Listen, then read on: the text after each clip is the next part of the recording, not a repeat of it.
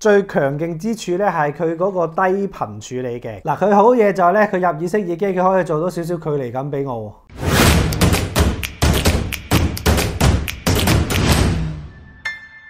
大家好，又係我小西啦。咁啊，今日咧，大家見到我身邊咧要開箱嘅呢一箱東西咧，之前喺網上邊咧都睇到好多嘅評論啦、嘅片啦、嘅討論啦，就係講緊呢一隻咁細小嘅東西咧，可以營造出呢一個超強大廣闊嘅環繞聲嘅效果㗎。咁啊有劇院聲嘅效果，亦都會咧令到個音效咧就瞬間得到提升嘅。咁呢一箱嘢咧就係 XRound 呢個品牌嘅一啲 product 嚟嘅。呢一隻咧就叫 XPump 嘅 Premium， 就係一個智慧音效引擎嚟嘅。咁咧攞佢嚟做呢個解碼咧，或者係接收呢個 3.5mm 嘅訊源咧，就可以瞬間得到提升嚇。咁而配埋佢呢一隻嘅 XRound 嘅 Aero 咧嘅耳機咧，咁咧就可以咧發揮到十全十美咁。哇！咁我終於有機會咧就可以咧親自咧就同佢哋做個開箱，同大家分享下咧究竟個效果係點樣嚇。拎呢個嘢出嚟嘅時候咧，會見到咧佢中間咧有一個嘅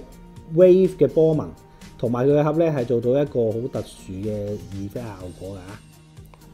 㗎。會係一個三角朱古力咁樣嘅東西嚟，一開咧佢就一分為二。呢邊咧就係 XRound 嘅 XPump 嘅主體啦，就係用呢一個 USB 嘅線咧，就連接佢咧咁樣樣去駁去你個電腦啊，或者係其他嘅 USB 嘅儀器上邊，又或者係用呢一個 3.5mm 嘅線咧，就駁翻落去呢一個機身側跟嗰個窿嗰度。咁即係話呢邊咧係輸入嘅位置嚟嘅，咁呢邊咧就係輸出嘅。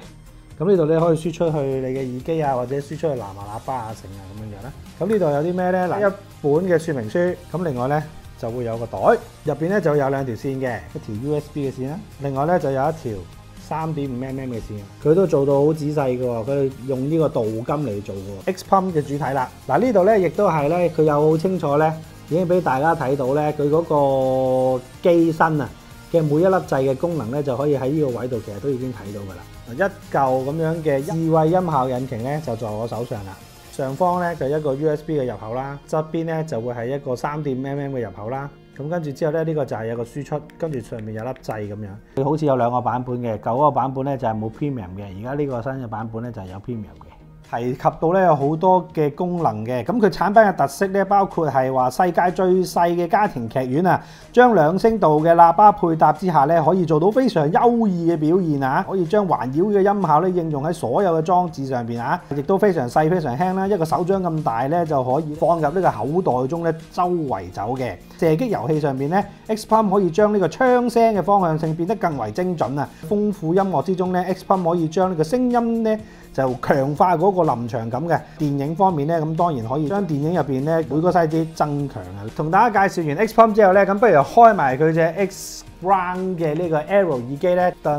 就會有一張嘅說明書啦。咁咧就話翻俾你聽咧，隻耳機咧有啲咩需要留意。睇翻個規格咧，其實佢都唔差嘅喎。咁佢就係8mm嘅動態單元嚟嘅喎。咁咧就另外響應頻率咧就20至到4萬個 Hertz 嘅喎，即係40K Hertz 嘅喎，去到啊。咁啊耳機靈敏度去到103個 dB 嘅，咁阻抗咧就20歐嘅，哇20歐都幾強喎。首先咧開咗見到咧有隻耳機咧就有個耳機套嘅，哇呢個耳機套咧就有個 X 字嘅。嗱呢度有兩款耳膠嘅，咁有咩分別嘅咧？嗱一陣間同大家講下。咁跟住咧隻耳機本體咧就喺度啦，係一個有耳機咪嘅一個耳機線嚟嘅。其實一個設計非常之簡單嘅啫喎，兩隻耳機嘅腔體啦，跟住之後咧後邊咧就會有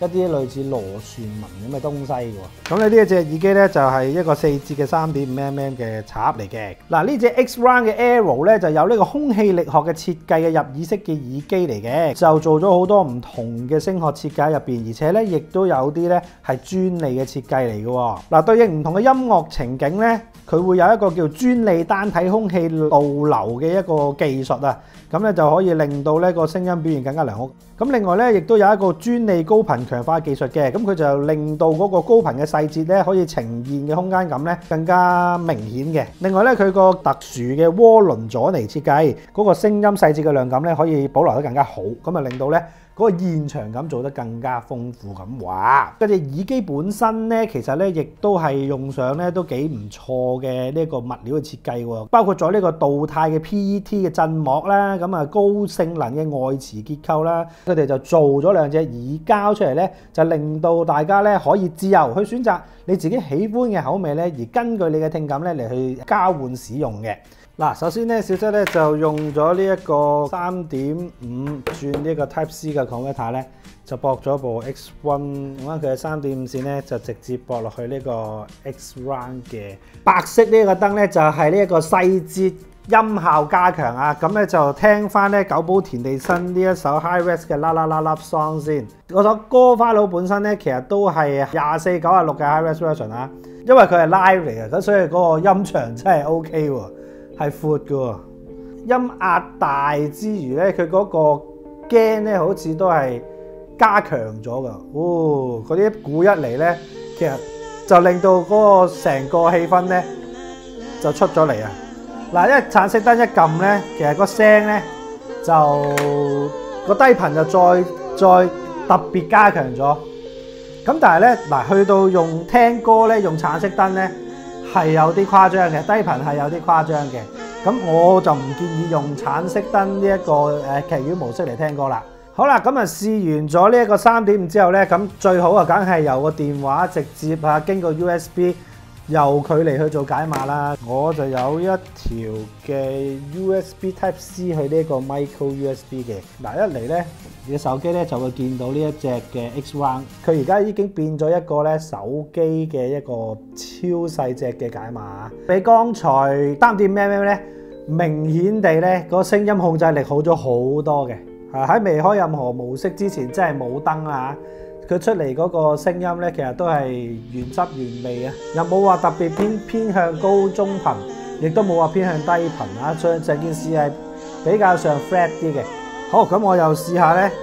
撳佢呢個掣咧，高頻細緻加強啊！嗱，感覺唔係太明顯嘅喎。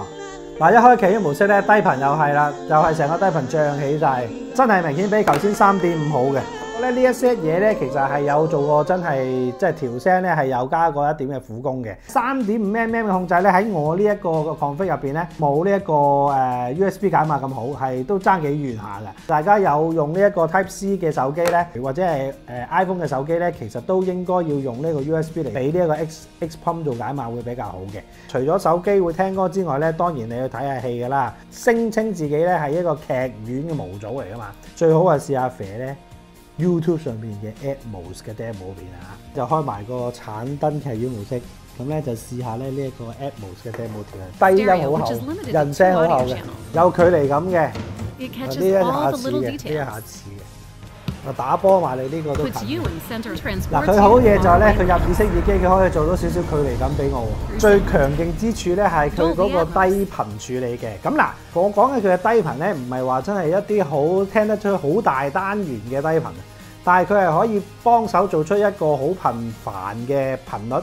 係令到你覺得個低音好充足嘅。咁但係就始終都係入耳式耳機，我覺得係會比較上局促咗少少，但係咧佢都可以咧幫手做到少少嘅距離感嘅。咁我覺得咧係有少少幫助啊。咁即係尤其是大家可能如果譬如話去喺條街度搭住個巴士睇劇咁，用呢個咧就一定好過咧就係帶咧直插耳機嘅。其實佢又可以咧將佢輸出到去其他唔同嘅喇叭噶嘛。手上咧就有一隻嘅 Fender Indio 嘅一隻藍牙 speaker， 咁當然啦，佢係可以咧插到呢一個 3.5mm 嘅 aux in 嘅喺後邊，將嗰個聲音呢一個位咧就由耳機嗰度拍翻去咧嗰個喇叭嗰個位嗰度先。聽廠方講咧就係有唔同嘅 gain 咧就會喺入邊嘅，咁所以咧就有分別㗎。咁所以咧，如果大家用耳機嘅話咧就小心啲啊，用呢個有機會會個 gain 會爆啊。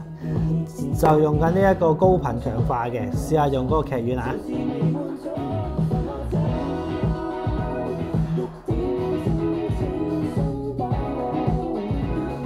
嗱，有見咧呢一隻嘅 X-Pump 咧咁強大啦，咁我哋咧就揾咗咧呢一隻嘅 Fender Indio 嘅呢一個藍牙喇叭啊，用 aux in 嘅方法經過佢咧嚟做解碼，跟住之後咧試下杜比 Atmos 嘅效果俾大家睇下聽下嚟啊！